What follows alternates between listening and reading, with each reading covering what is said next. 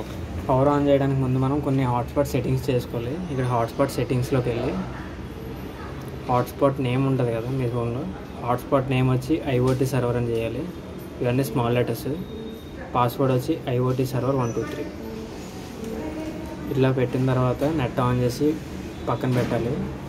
ఈ హాట్స్పాట్కి మన wifi module connect అవుతుంది ఆటోమేటిక్గా. ఇప్పుడైతే మాకు వైఫై మాడ్యూల్ కనెక్ట్ అయిపోతుంది డైరెక్ట్ రౌటర్కి. కిట్ ఆన్ చేస్తుంది. పవర్ సప్లై అవ్వగానే ఇట్లా వస్తుంది. కనెక్టింగ్ ఉంది కదా, కనెక్టింగ్ అంటే సెర్చింగ్ ఫర్ వైఫై అన్నట్టు. వైఫై ఓకే అయితే వైఫై రెడీ అని చెప్పి వస్తుంది. కనెక్ట్ అయితే వైఫై రెడీ అని వచ్చి ముందుకు వెళ్తుంది. ఇక్కడ T వచ్చేసి టెంపరేచరు, H వచ్చి హ్యూమిడిటీ, ఇది మాయిశ్చర్, వెట్, డ్రై కండిషన్స్.